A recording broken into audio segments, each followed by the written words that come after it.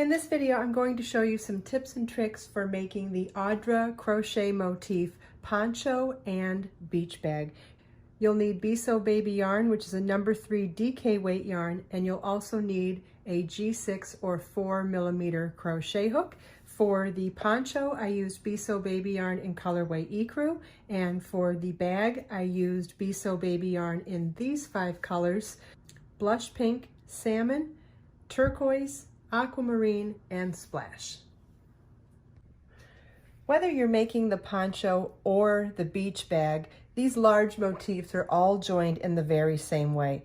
Because they're actually an octagon, I guess it's a circular motif, but we're joining them in an octagon fashion where we're counting 2 shells as there's 16 shells around the circle. So I'm counting 2 shells as one of 8 sides of the octagon. And what that means is that these 2 join to this one, these 2 are skipped, these 2 are joined to the next one, these 2 are skipped, then the next 2 would get joined to the next ones, these 2 would get skipped, these 2 would be joined to the adjacent motif, and these 2 would be skipped. So by counting 2 at the same time, we get 8 sides. When you're joining a motif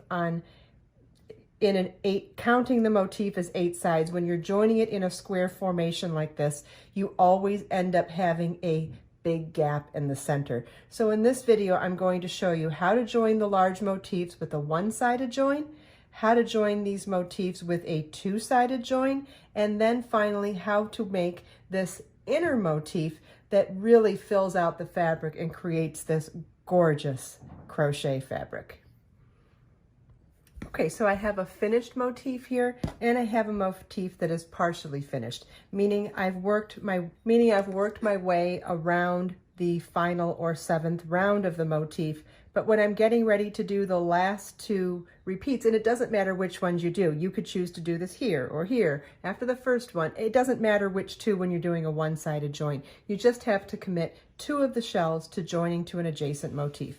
So what I'm going to do is start my shell. It's a 4 double crochet, chain 3, 4 double crochet shell, and we're going to replace the chain 3 with a chain 3 join. A chain 3 join is a chain 1, slip stitch to the adjacent motif, chain 1. So I've done the 4 double crochets. The chain 3 join is chain 1, slip stitch to the chain 3 space on the adjacent motif, and you have 2 choices here. You can work right into the chain 3 space or into the center chain of the chain 3. The center of 3 would be the second chain, and you're going to slip stitch. That slip stitch is the equivalent of a chain 1, so it's chain 1, slip stitch, chain 1, which makes it a chain 3 join, which is the equivalent of a chain 3, and then come back to the working motif and work 4 more double crochets in that same space.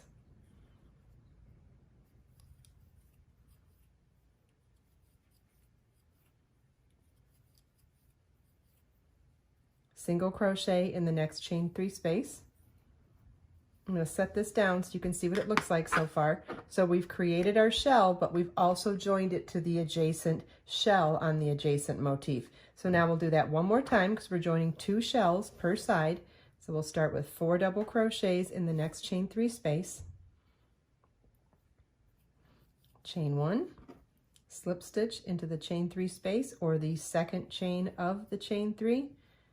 Chain 1, and then come back to our working motif and complete the shell. And regardless of where you put these 2 shells on your last round, you want to repeat the rest of the round in pattern, and then at the end of the round, slip stitch to the first single crochet at the end of the round to join. And that's how you join a motif on one side. When you're joining your 3rd motif, it is also a one-sided join, but remember we're counting this, or we're treating this like it's an 8-sided motif. So if this is the side we joined, remember this is the side we skip, and then this is the side we join.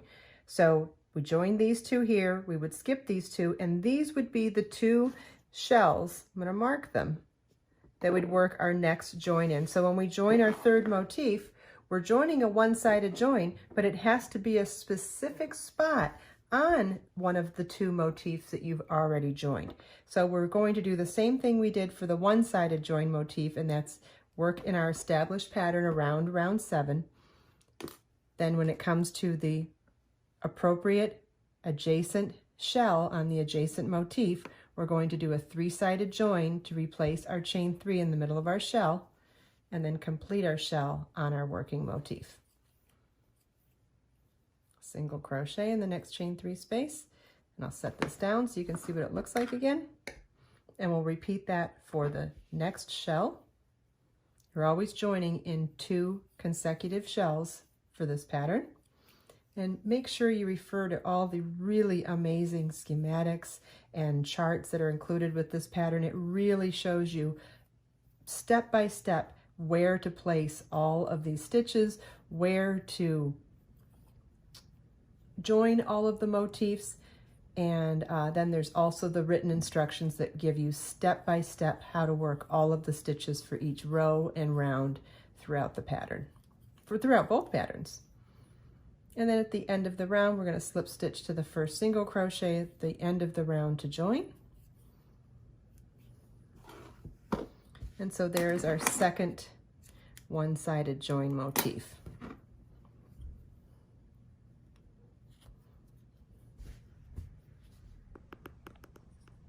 Okay, next we need to join a motif with 2 sides. And again, because we've already started joining, now we need to treat all of them as octagons when joining. So we've joined on one side here, we skipped these 2, we're skipping these 2, we skipped these 2, so now these are the 2 motifs that we're going to join the next motif with. You could mark these places with stitch markers as well. I'm just marking them really quickly just so I have a reference point, but you could use stitch markers if you preferred.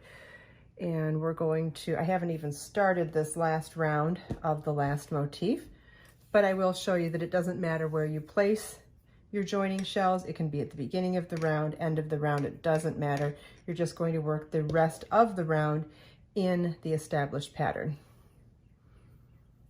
So I'm going to start round 7 on this motif, and on my very first shell, join it to the next motif. Okay, I'm a right-handed crocheter, and so when I work, it works in counterclockwise direction. This would be the opposite if you're a left-hand crocheter and working in clockwise. So you may look at all of this here and go, okay, where do I start? Which joining one am I starting with? Well, if you're left-handed, it would go this way, and if you're right-handed, it goes this way. So of these 2 marked ones, it's this shell that will join first, this shell that will join next, then we'll skip 2 shells to compare with these other skip 2 shells, and then we'll join in this shell and this shell. So let's do that now. Chain 1. I'm going to remove this marker now because I don't need it anymore as long as I pick it up right away. And I'll slip stitch, do a chain 3 join in that first adjacent shell and finish my motif here. Single crochet in the next chain 3 space, and I'll start my next shell, then replace the chain 3 space with a chain 3 join to the very next shell on the adjacent motif.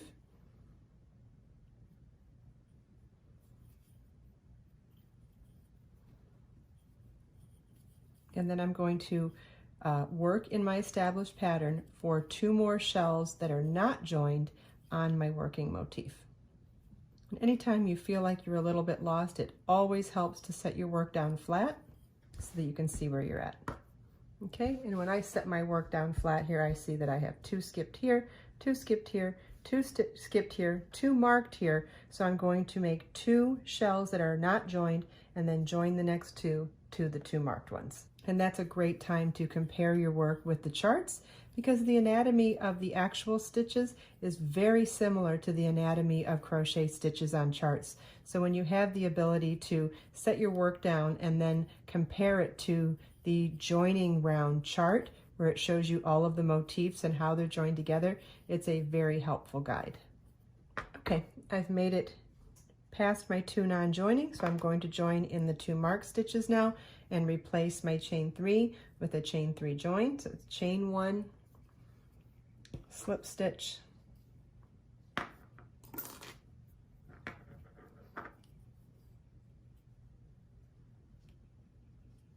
chain 1, and then work my,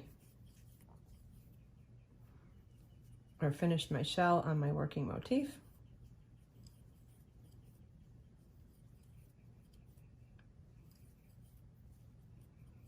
And then the very next shell will join to the next motif, or the next shell on the adjacent motif with a chain 3 join.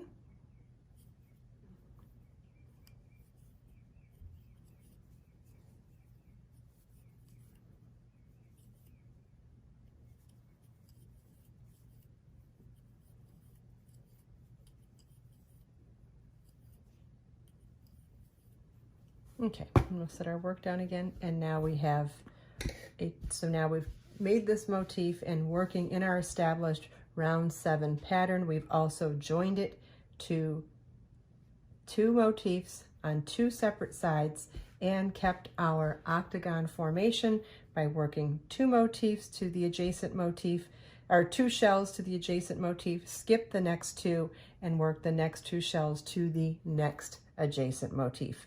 You want to repeat this for all of the motifs, all of the large motifs per the schematics for either the bag or the poncho. And then I'll show you how we fill in this giant hole here with those beautiful mini motifs. I hope you enjoyed this video. If you have any questions at all, please leave them for me in the comments. Everything we talked about today, you can find as links in the video description below. Let us make time to create, share, and inspire today and every day. I'll see you in the next video.